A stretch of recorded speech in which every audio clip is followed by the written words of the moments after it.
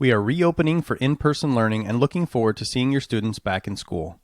We want to share some of the safety precautions that will be in place beginning with our health screening process. Parents and guardians will provide the first safety screening every day before school. Before your child walks out the door, ask yourself these questions. Has your child been in close contact with someone with COVID-19? Is your child or anyone in your house sick and being tested for COVID-19? Has your child tested positive for COVID-19? Does your child have a fever or chills, shortness of breath or difficulty breathing, a new or worsening cough, or a new loss of taste or smell? Does your child have a new undiagnosed rash or sores, diarrhea, or vomiting? If you answer yes to any of these questions, keep your child home. If you answer no to all questions, it's time to go to school. If your student rides a bus, they must wear a face covering at all times on the bus, and they must have their hands sanitized. The bus driver will be the second step in screening students. Our drivers will be trained to look for potential symptoms.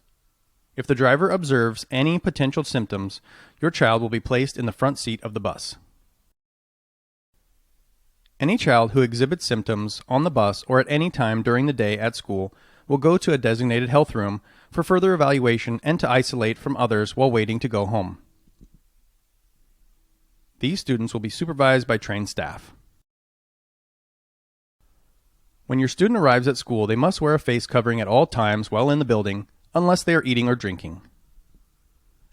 Anyone entering the school building must wear a face covering.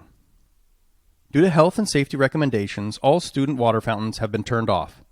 Students should bring their own refillable water bottle for use at school. Additionally, please limit personal belongings coming to school to essential school supplies in a student backpack. Safe distancing will be practiced in classrooms and hallways, with transitions kept to a minimum. Students will remain in their small cohort of students throughout the day. Each school will maintain daily logs to ensure accurate contact tracing. Students will only be allowed to interact with up to 2 stable cohorts per week. Cleaning and sanitizing of all surfaces will be maintained between stable cohorts. Minimize the number of staff that can interact with student cohorts, no more than 3 per day and a total of 5 per week. All staff will be wearing appropriate personal protective equipment, and our custodial staff will be thoroughly cleaning our spaces between cohorts of students. If we do experience a positive case of COVID-19 in a school cohort, we will continue to work swiftly with our local public health authority on confirmation, parent notification, and contact tracing.